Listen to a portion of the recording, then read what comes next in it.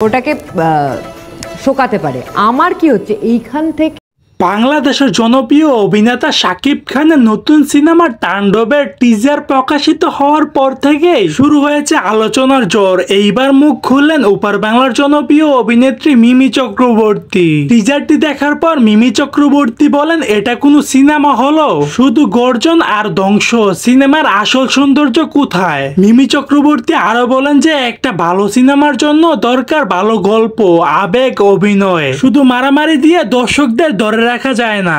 Welcome to the show.